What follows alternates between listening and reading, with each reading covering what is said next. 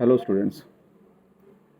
School और colleges को लेके एक नया अपडेट जो सामने आ रहा है कि जो स्कूल 1 मार्च खुलने वाले थे, ओके, 1 मार्च से ओपन होने वाले थे, वो अभी ओपन ना होके वो 14 मार्च से ओपन होंगे। That means the schools will reopen on 14 March.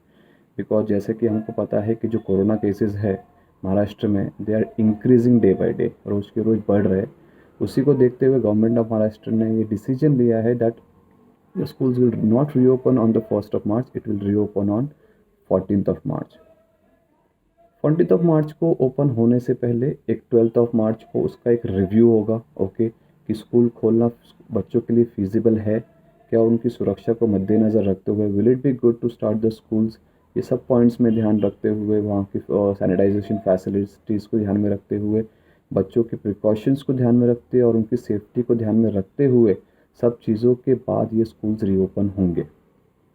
Okay, तो गवर्नमेंट ऑफ महाराष्ट्र का जो नया गाइडलाइन आया है उसके हिसाब से schools will reopen on 14th of March, and that too after the thorough inspection on 12th of March। 12th of March को एक परफेक्ट रिव्यू होगा स्कूल्स का, ओके, जिसमें बच्चों की सैनिटाइजेशन फैसिलिटी, उनके प्रॉपर सेगमेंटेशंस, उनके बैचेस, ये सब रिव्यू होने के बाद ही स्कूल्स रीओपन होंगे। ये था फर्स्ट पॉइंट। दूसरा पॉइंट ये है, ओके, मेरी एक रिक्वेस्ट है वर्षा गायकवाड़ से, जो कि हमारी एजुकेशन मिनिस्टर्स है महाराष्ट्र की, कि पोर्शन या तो थोड़ा कम किया जाए बच्चों के लिए। बिकॉज अब बच्चों ने ऑनलाइन क्लासेस इतना अटेंड किया है लेकिन उनका जो रिवीजन है वो अभी तक कंप्लीट नहीं हुआ है। ऑनलाइन क्लासेस में जितना उनको समझना चाहिए था, जितना उनको अंडरस्टैंड होना चाहिए था, उतना अभी तक नहीं हुआ है। और ऑफलाइन क्लासेस में हम कोशिश कर रहे हैं कि उस चीज़ को उन्हें अंडरस्टैंड किया जाए, उनको उस चीज़ के लिए प्रिपेयर किया जाए। बिकॉज अभी तक काफ़ी स्टूडेंट्स ऐसे हैं जो एग्ज़ाम्स के लिए प्रिपेयर नहीं है। क्यों? क्योंकि उनका रिवीजन नहीं हुआ है, किसी के पास फैसिलिटीज़ नहीं है मोबाइल की, किसी के पास पढ़ने के लिए सोर्सेज नहीं है, ओके, गाइडेंस नहीं है उनके पास, ओके। तो ये सब चीज़ों को देखते हुए मेरे एक रिक्वेस्ट है वर्षा गायकवाड़ से, जो कि हमारे एजुकेशन मिनिस्टर है, कि या तो आप पोर्शन थोड़ा रिड्यूस कीजिए ताकि बच्चों का जो स्ट्रेस है वो थोड़ा कम हो जाए। सेकंड, या तो आप जो एग्ज़ाम डेट्स हैं उनको थोड़ा पोस्टपोन कीजिए ताकि हम जो टीचर्स हैं या फिर जो स्टूडेंट्स हैं उनको थोड़ा और वक्त मिल जाए उस चीज़ को प्रिपेयर करने के लिए।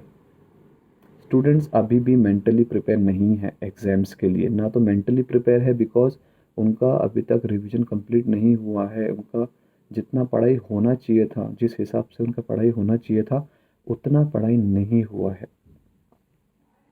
दूसरा, अगर ऑप्शंस अवेलेबल है, ओके, अगर हम कर सकते हैं कोशिश कुछ ऐसे बच्चों के लिए ताकि उनका जो एग्ज़ाम है वो काफ़ी स्मूथली हो, तो जो उनका एग्ज़ाम मैं चाहता हूँ कि स्कूल में ही लिया जाए, ना कि किसी दूसरे स्कूल में। क्योंकि नॉर्मली हमारा क्या होता है, एसएससी बोर्ड या एसएससी बोर्ड में एक स्कूल का बच्चा दूसरे स्कूल में एग्ज़ाम देने के लिए जाता है, तो उस चीज़ को हम यहाँ पे अगर निकाल सकते हैं, अगर उसको कट आउट कर सकते हैं और एग्ज़ाम उनके ही स्कूल में अगर हम करवा दें, तो ये बच्चों के लिए बहुत ही ईजी होगा एग्ज़ाम्स देने के लिए।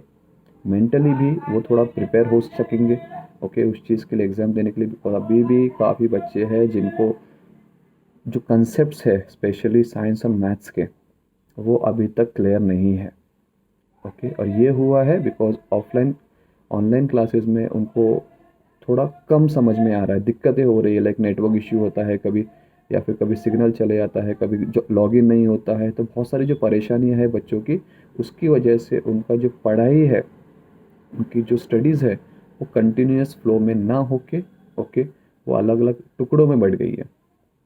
सो मेरा सिर्फ इतना अर्ज है वर्षा गायकवाड़ जी से कि प्लीज़ या तो आप पोर्शन थोड़ा और कम कीजिए, अदरवाइज़ या जो एग्ज़ाम डेट्स है 10th स्टैंडर्ड और 12th स्टैंडर्ड की, उनको थोड़ा और पोस्टपोन कर दीजिए ताकि बच्चों को अच्छे मार्क्स से पास हो।